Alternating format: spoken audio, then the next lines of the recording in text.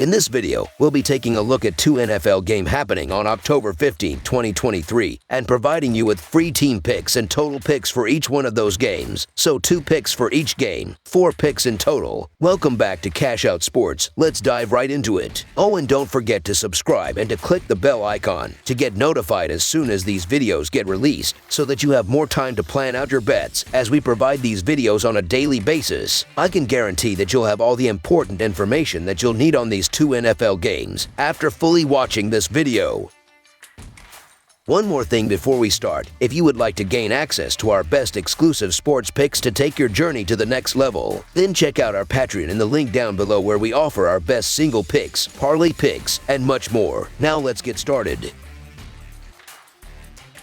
Baltimore Ravens versus Tennessee Titans. The American Football Conference Central may be defunct these days, but that hasn't stopped the Baltimore Ravens and Tennessee Titans from having some fierce battles over the past few years. Sunday will present another, except it'll be across the pond for the first time. Tottenham Hotspur Stadium is hosting another American football game. Baltimore, this game's designated visitors, are 0-1 all-time in London games. The Titans are also 0-1 in London while losing a true home game for this battle. There probably won't be another tie in London, so prepare to wake up early and see which team brings their best for the British audience. The Ravens managed wins in their first 2 outings of the year, beating the Texans 25-9 and the Bengals 27-24. Baltimore took their first loss 22-19 in overtime to the Colts, but then got back on track in Game 4 with a 28-3 win over the Browns. Ravens quarterback Lamar Jackson threw for 186 yards and 2 scores in the Cleveland victory. Back on Sunday versus the Steelers, Baltimore had a 10-3 lead going into the fourth quarter. The Ravens gave up 14 unanswered points from there and lost 17-10. Jackson mustered 236 yards with a pick this time. Gus Edwards was the top rusher with his 48 yards off 12 totes, and Zay Flowers managed 73 yards from 5 catches to top the receivers. Over on the Titans side, they kicked off their year with a tough loss to the Saints 16-15. But then edged out the Chargers 27-24 in overtime during Week 2. Tennessee was drilled by the Browns 27-3 in the next game, then beat the Bengals by that same score the next weekend. Tennessee's Derrick Henry rushed for 122 yards and a touchdown in that one. Matched up against the Colts on Sunday, the Titans were within 1 point going into the final quarter but ended up losing 23-16. Henry rushed 13 times for 43 yards in the defeat, and quarterback Ryan Tannehill posted 264 yards with an interception. Leading the receivers was DeAndre Hopkins with 140 yards off 8 grabs. The 2023 NFL season is officially in full swing, and we're now into the thick of the London slate of games. After back-to-back Jaguars games, fans across the pond will now be treated to 2 brand new teams as the Tennessee Titans take on the Baltimore Ravens. The Ravens demonstrated last week in their surprising loss to the Steelers that they still have a lot to work out, but that doesn't make me want any part of this Titans team, and I'm not sure why everyone is freaking out about Baltimore's loss. It's tough to beat division rivals on the road, especially when that rival is Pittsburgh and the coach is Mike Tomlin. And the Ravens only even lost because of a series of miscues that are unlikely to repeat themselves here. In fact, it was the most drops any team has had in any game this season. Talk about an outlier. Lamar Jackson still looks a lot better throwing the ball in this new offense, and Baltimore finally got star cornerback Marlon Humphrey back from injury last week.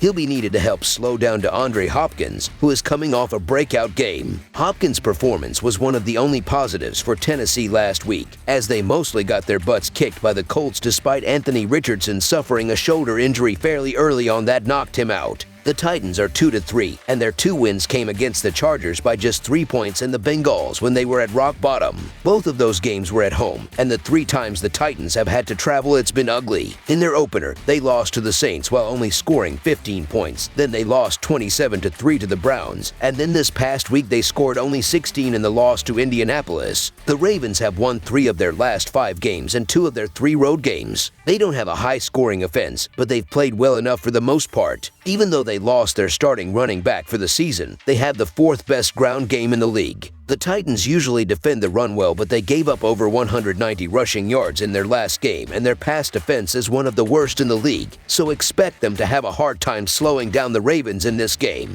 The Titans have lost 3 of their last 5 games. They have struggled offensively, and they're scoring less than 20 points per game. Their passing game is one of the worst in the league this season, and their running game, which is usually one of the best in the league, hasn't been very good. The Ravens have one of the best run defenses in the league, and they're even better at defending the pass. They also do a great job getting pressure on opposing quarterbacks, and they force a lot of turnovers, especially on the road, so expect them to keep Tennessee's offense in check. Tennessee may have a strong rush defense, but stopping the Ravens on the ground is a different task because of Lamar Jackson. Even if the Titans succeed on that front, they'll have to contend with a Baltimore passing game that's transformed into an efficient outfit. Considering Tennessee is 29th in yards against per pass attempt, that probably won't end well. Asking the Titans' offense to keep up will be a tall task too. Baltimore is only allowing 3.6 yards per rush, while the run-heavy Titans' offense is only gaining 4.2. Nobody is allowing fewer yards per pass attempt than Baltimore, and they bring 18 sacks against an offensive line that's already allowed 17. Baltimore is only surrendering 15 points per game, while the Titans have only exceeded 20 points twice in 5 tries. So the Baltimore Ravens to win and cover the spread as favorites is our full game side pick. Both teams will enter London with a top 10 scoring defense. Each team has seen the under hit in 4 of their 5 games. Running the ball will be difficult for the Ravens and Titans on Sunday, which will cause each offense to struggle. Baltimore and Tennessee both hold teams under 4 yards per rush. When it comes to passing the ball, Baltimore is efficient but seldom turns to it. Even if their receivers decide to catch the ball this weekend, frequent third downs will eventually get them in trouble. As for the Titans, they're contending with the defense allowing the fewest yards per pass attempt. It would be shocking if the Titans scored 20 points in this game. The Ravens are averaging 22 points per game and 22 points per game on the road. They averaged 19 points per game in their last 3 games against the Titans. With Tennessee giving up 13.5 points per game at home, the Ravens will be held under their average in this game. The Titans are averaging 18 points per game and 27 points per game at home. They averaged 14 points per game in their last 3 games against the Ravens. With Baltimore giving up 13.5 points per game on the road, the Titans won't score enough points to push the score past the total. The Ravens and Titans played under the total in 3 of their last 4 meetings. 2 scrappy squads will open the Sunday slate this weekend, and after both coming off of tough road divisional losses, I believe we could see both squads get back to their roots, Tennessee in particular. The Titans may come into this game looking to establish their run game, and they may lean on a more conservative approach. Baltimore may also lean on their physical, rugged culture after letting Pittsburgh steal one last weekend, and I like a focused, low-scoring battle here in London. Under the projected total is our full game total pick.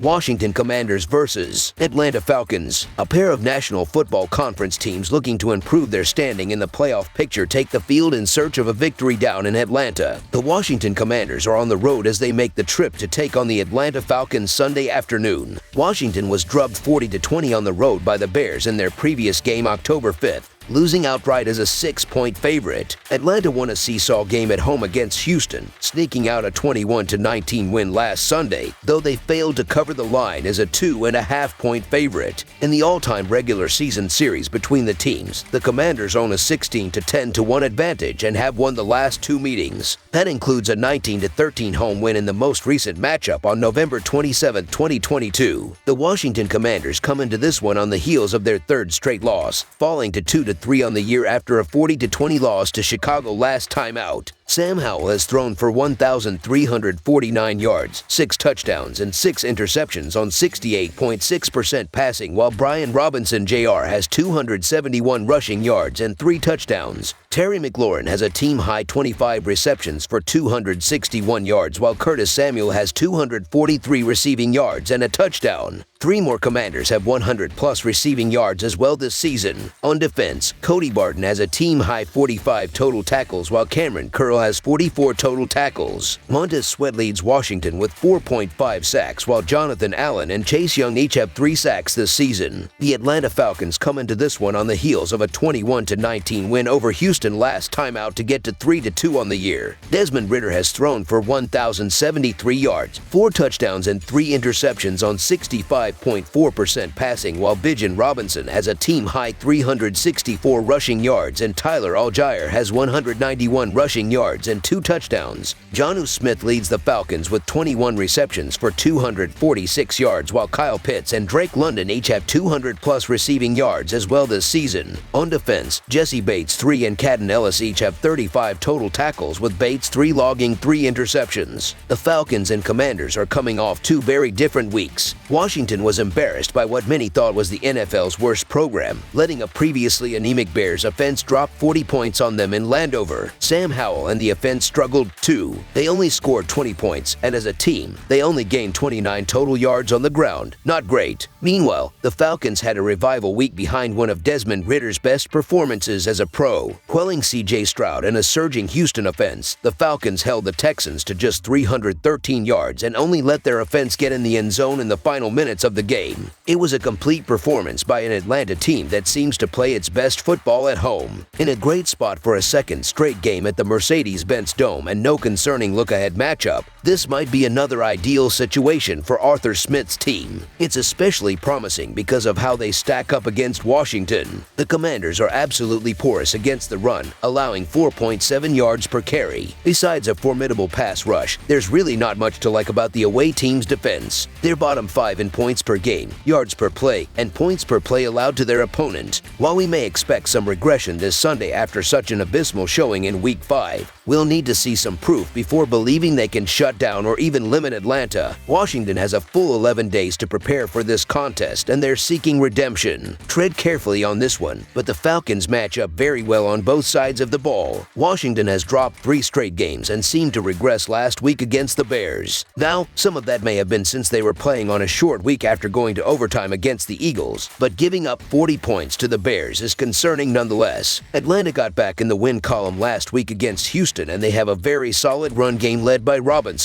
Washington has given up at least 104 yards on the ground in each of their last 4 contests, and that doesn't bode well for them. Atlanta hasn't generated much of a pass rush this season, recording only 5 sacks, but the Bears were in a similar situation heading into last week before taking Howell down 5 times. Desmond Ridder has never lost at home in college or the NFL, and the trend will continue here. The Atlanta Falcons have a solid defense that should be able to contain Brian Robinson and the run game, as they held Travis Etienne Jr. to 55 yards on 20 carries in London. Meanwhile, the Commanders' run defense has struggled this season, which should allow for Bijan Robinson to go off. The Falcons got back on track last week, but the defense has actually been solid for the Falcons. The same can't be said for Washington, who has been giving up points left and right, and last week against Chicago might have been the worst of the worst. This could be the perfect spot for an offensive breakout from Atlanta, so the Atlanta Falcons to win and cover the spread as favorites is our full game side pick. The key to the Falcons' game plan will likely be ball control. They run the ball on 46.27% of their plays, good for 7th most in the NFL, and they're not exactly notorious for making big gains. Desmond Ridder airs the ball out when he has to, but most of their passing game is short or intermediate looks. In 3 home games, they averaged 145 rushing yards per game. Against a defense as susceptible to the run as Washington is, they ran it for 211 yards. We can't imagine the Falcons won't see even more success on the ground in Week 6, and that should mean plenty of long drives and lots of burning clock. Washington is going up against a Falcons defense that's top 10 in yards per pass and quarterback completion percentage. It's worth noting that the Falcons have exclusively faced newly minted quarterbacks and may be due for a little regression on Sunday. That being said, Howell is also still learning on the job, and the Falcons defense is full of veterans who know how to fool an inexperienced thrower. While the away team may look more efficient in stretches this week, it's doubtful they'll waltz in there and blow away a very formidable Falcons defense. The under is also the way to go in this game, as both the Atlanta Falcons and Washington Commanders offenses struggle. Atlanta and Washington are also run-based offenses, which will burn out plenty of the clock, especially early on in the game. Although Washington does have a bad defense which gives up plenty of points, Atlanta doesn't have the offense, especially passing-wise, to score enough points for the over to cash. Under the projected total is our full game total pick. That's all for now, so if you have any other games you would like reviewed, then leave a comment down below with the game you would like analyzed. Subscribe to our channel, leave a like on this video, and we'll get to it as soon as we possibly can. We would also love to hear your opinion on the picks presented to you in this video, whether you agree or disagree with them, so leave a comment down below and do let us know.